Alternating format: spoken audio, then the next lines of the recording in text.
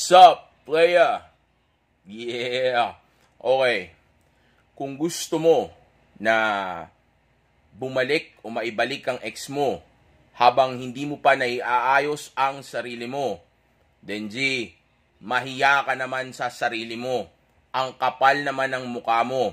Dahil sa mga oras na yan, kung yan ang iniisip mo at yan ang gusto mong mangyari, para kang isang pulubi niyan na wala namang pera, walang matiran, walang kabuhay-buhay, walang trabaho, pero gusto mong mag-alaga ng isang mamahaling breed ng aso like Siberian Husky o Alaskan Malamute or sabihin nating pwedeng mga bully, yung mga mamahaling aso na sabihin nating high maintenance. Dahil isipin mo, wala ka na ngang makain, hindi na nga maayos yung buhay mo. Tapos ang gusto mo pa ay mag-alaga ng isang hayop o aso na high maintenance. O paano naman ngayon yung aso? 'Di ba? Paano ngayon yun? Ikaw masaya ka kasi may alaga kang aso dahil mapapaligaya ka nito. May bantay ka, may kasama ka sa buhay. Pero paano siya? Paano yung mga mamahaling pagkain niya, yung check-up niya, yung maintenance niya, yung mga bagay na pangangailangan niya, yung pagpunta-punta sa vet, 'di ba? So paano yung kanya? Yung kanya hindi niya makukuha fully habang ikaw masayang masaya ka. Okay? Kaya instead na unahin mo na naman ang sarili mo na malamang yan ang dahilan kaya nga nawala sa iyo yung ex mo, okay? Instead na yan ang gawin mo, ayusin mo na lang muna ang sarili mo. Okay? Instead na unahin mo na naman yung pagiging makasarili mo lang. Okay? Kumbaga, puro lang kaligayahan na pansarili lang. Okay? Well, hindi ko naman sinasabi na mag-simp ka at hindi ko rin sinasabi na ibalik mo yung ex mo o makipagrelasyon ka ulit. Pero ang punto ko lang dito is, kung nag-fail ka na at alam mo na sabihin nating hindi na nga nag-work yung una, then anong nakain mo o sabihin nating anong tinira mo at merong ngayon umiikot sa utak mo o meron ka ngayon pinapaniwalaan na dapat bumalik ang ex mo habang ganyan ka pa. Di ba? Hindi ka nga pwedeng magtampo kasi ikaw din naman ang may kasalanan in the first place kung ba't nangyari yan sa iyo. So dapat matuto ka na sa mga bagay na nangyari sa iyo before. Tsaka isa pa, kung nagustuhan ka ng ex mo dati, imposible na hindi ka niya magustuhan ulit kung aayusin mo yung buhay mo. Dahil nga, sino ba namang hindi magkakagusto sa iyo? Kung dati nga nagustuhan ka niya nang hindi ka pa nag-i-improve, di ba? Tapos ngayon, mag-i-improve ka pa. Matter of fact, pag nag-improve ang buhay mo at mas dumami pa ang option mo at naka-move on ka na dito sa breakup na ito o sa pain na nararamdaman mo ngayon, maniwala ka sa akin, baka ikaw pa ang tumanggi kapag ka nag-reach out o naghabol na sa iyo ang ex mo.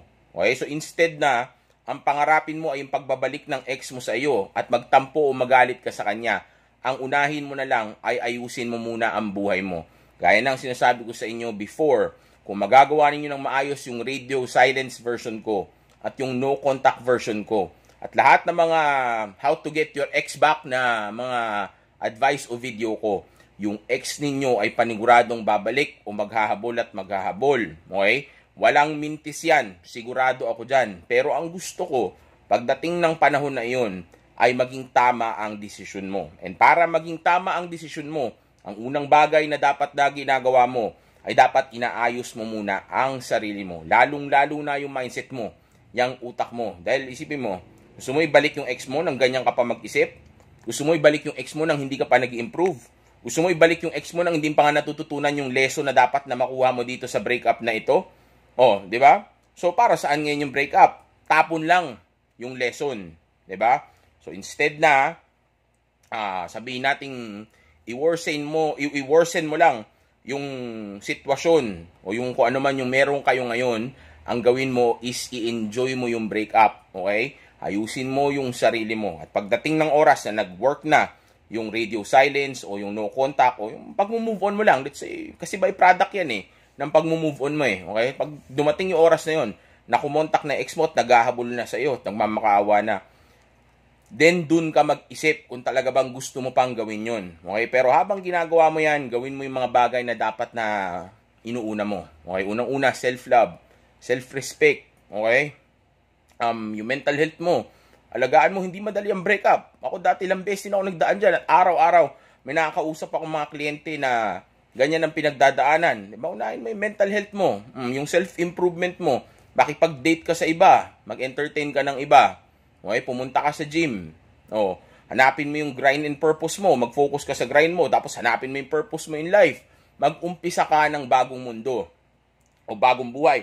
Kasi yung dating relasyon ninyo ng ex mo, tapos na yun. Alam kong masakit, pero tapos na yun. Pero hindi ibig sabihin ay sarado na ang pinto. Tanda mo, kung minsan kang nagustuhan ng ex mo, at nung time na yun, yung version mo, hindi pa katulad ng kapag ka nag-improve ka na, then ibig sabihin, laging open ang pinto ninyong dalawa para sa isa't isa. Lagi kanyang option, okay? Pero this time, ang gusto ko ay maging best option kanya ulit. Kasi hindi ka na nag-improve. Dahil nga sa kakauna mo sa kanya, tanga-tanga ka eh.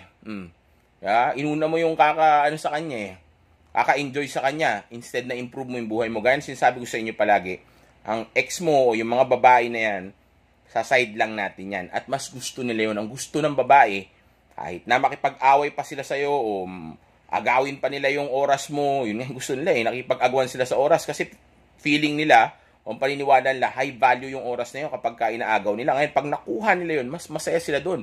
Kumpara sa oras na palaging available. Kaya dapat, tumutok ka sa sarili mo. Yan ang tunay na gusto nila. Kahit magdrama pa yan, o awayin ka pa yan, o magdemand pa yan. Ang tunay na gusto ng babae na iyan ay yung inaagaw niya yung oras mo sa mga bagay na importante. Dahil sino ba namang babae ang ayaw sa isang lalaki na ang tutok niya ay yung pag-improve ng buhay niya? Samantalang subconsciously, alam ng mga babae na ito na kung ano man yung maaabot ng lalaki niya, ay siya ring matatamasa niya. O syempre gusto niya yun. So kung ngayon hindi mo unahin yung sarili mo, din alam niya kung saan siya papunta. Tapos binabanat-banatan mo lang siya, nilalaspag mo siya, iba sa inyo, binuntis pa. Diba? So paano naman, nag-iisip ngayon tuloy siya ng hindi magaganda. At yung maling thinking na yun ay maaaring makaapekto sa emosyon niya para hiwalayan ka. Okay? Dahil nga emotional ang babae. Pero sabihin na iba, alam ko ba isang logical, ba't logic yung inisip na, tapos paghiwalay sila sa akin? Hindi totoo yun. Ang rason kung ba't siya nakipaghiwalay sa'yo ay dahil nga nung time na nag-iisip siya, naapektuhan na yung emosyon niya. Lalo na kung boring ka, lalo na kung puro validation ka na dahil nakipagrelasyon ka Kaya ngayon, inaayos ko, dapat mas okay pa kung i-downgrade mo na lang. Wala na lang relasyon, wala na lang commitment. Pero kung gusto mong gawin, bahala ka, nasa na yan. Pero dapat tanggapin mo mga consequences, lalong-lalo na pag pinakasalan mo yan. Okay? Pero ang punto ko dito, wag na muna tayong lumayo. Okay? Ang gusto ko maintindihan mo, ay sa moment na ito, instead na ang tinututukan mo, ang ginagawa mo dyan ay yung pagbabalik ng ex mo, ang bagay na dapat na tinututukan mo ay yung pag-aayos mo ng sarili mo. Dahil yung pinto sa inyong dalawa, lalo na kung may anak kayo, ay palaging nakabukas yan. Okay? Palaging available yan. Okay? Yun nga lang, dapat bigyan mo siya ng rason kung bakit dapat siyang bumalik ulit sa'yo. Hindi dahil nagsisimp ka sa kanya, dahil ikaw din naman Ikaw ba, magkakagusto ka ba sa isang babae na wala ka namang nagugustuhan sa kanya? Hindi mo gusto itsura, hindi mo gusto ugali, di ba? Hindi mo gusto yung pangalan, di ba? Hindi mo siya type, di ba? Syempre, hindi mo siya magugustuhan. So, ganun din dapat yung mga babae sa paligid mo, lalo na tong ex mo. Bigyan mo siya ng rason kung bakit dapat maghabol siya sa iyo. Okay? Dahil dati nagustuhan ka niya. Ngayon naman, turuan mo siya kung paano rumispeto sa iyo. Ang breakup ay isang blessing dahil dito mapapatunayan mo na nagkamali siya sa inisip niya sa iyo. Okay? Kaya nga, pagkatapos ng breakup na ito at biglang naghabol yan, mas mataas na ang tingin niya sa iyo kumpara noon. Lalo na nung nakipagrelasyon ka. Kasi yan, makikita niya na, hindi pala takot to na mawala ako, hindi pala to maghahabol. Tapos, pag nangyari pala ito, imbis na bumagsak siya, mas gagalingan niya pa pala. So, tama nga ako ng pinili ko. Akala ko kasi dati, mali ako dahil sa mga nakita ko sa kanya. Patunayan mo sa sarili mo, hindi lang sa kanya, na nagkamali siya sa desisyon niya. Pero syempre, desisyon mo na yan. Kung makipagbalikan ka o hindi. Kaya ano ba sabi ko? Unahin mo muna ang sarili mo. Mag-move on ka na muna. Magpakasaya ka sa buhay mo. Enjoy mo. Di ba? Freedom yan pumunta ka sa club. Makipagkilala ka. O kaya active mo yung lifestyle mo. Yung ex life mo, yung dating, maging aktibo ka dyan. Yung social life mo, pati yun. Ano mo, gawin mo aktibo. Lahat yan. Okay? Hindi yung sabihin nating nakatanga ka lang dyan, nagkukulong ka sa kwarto. Paano mo malalaman kung talagang gusto mo pa ba makipagbalikan sa kanya o hindi na? Hindi mo naman ini-enjoy o sabihin na nating inaaral o niyayakap yung lesson ng breakup. Kasi kaya kayo nag-break para ma-realize mo kung talaga bang ito yung gusto mo, ito yung tama para sa iyo. So kung siya ang iisipin mo at sa kanya pa rin umiikot ang mundo mo, then of course, papangarapin mo talaga ibalik siya.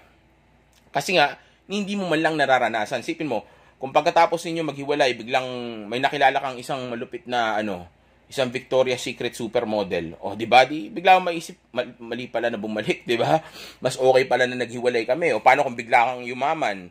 O sabihin natin gumanda buhay mo, may isip mo ngayon na hindi pala talaga yun yung gusto mo. Pero kung siya ang iniisip mo, o sa kanya ka pa rin umiikot, sa mundo pa rin na yun ikaw umiikot, o yung mundo mo, sa kanya pa rin umiikot, hindi na papangarapin ng utak mo, di syempre siya, ka tanga. Di ba? Siya iniisip mo Siya yung mo Kaya nga, dapat ngayon, may ibang buhay ka na. Hindi yung puro siya na naman. Kaya nga, sira buhay mo, puro siya Naghiwalay kayo, puro siya na naman. Di paano ka naman? Di ba? Tapos sabihin mo, marunong ka magmahal. Saka naman nakarinig ng marunong magmahal, pero hindi niya alam kung paano mamahalin ng sarili niya. So, kung di mo kayang mahalin ng sarili mo, then paano mo nasabing mahal mo siya? Hindi mo nga kayang mahalin ng sarili mo, then ibig sabihin, wala kang alam sa salitang pagmamahal. Diba? Nauulol ka lang kasi naka-attach ka. Kaya ngayon, akala mo tuloy, na kaya ka ganyan, dahil mahal mo siya.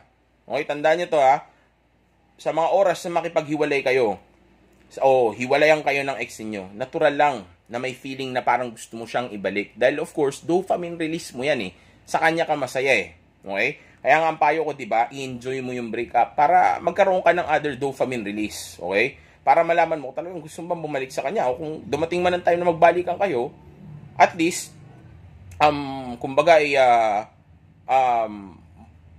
sabihin natin, magkakaroon ka ng ibang mga dopamine o pang-release ng dopamine mo. Like for example, nakita mo yung purpose mo, o bumalik ka sa pag-gym, o diba, o sabihin natin, naging aktibo ka sa ibang mga bagay, kung may bago kang hobby, then ngayon malalaman mo na hindi lang pala puro babae, o hindi lang pala yung ex ko dapat ang ginagawa ko simula pa noon. So ngayon, kung dadating ang time na nagbalikan kayo, hindi ka na takot kahit maghiwalay kayo ulit. Kasi nga, hindi lang na siya ngayon yung nagpapasaya sa iyo. Okay? So, explore mo yung buhay mo, enjoy mo yung proseso, wag kang tanga-tanga na puro ex mo lang ang iniisip mo. Kasi sa ngayon, yung utak mo ganun na Parang parang drug addict na nagwi-withdraw Kung sabihin natin tumigil sa pag-addict niya Natural lang hanapin mo. Kaya nga dapat hindi na puro yun ang iniisip mo. Dapat ibaling mo yung utak mo sa ibang mga bagay dahil nga hindi na nakakabuti sa iyo. Okay? So again, sa moment na ito, dapat ang gamitin mo ay yung utak mo. Okay? Hindi na yung puso mo. Kasi dahil dyan sa puso na yan, kaya nagkalintik-lintik ang buhay mo.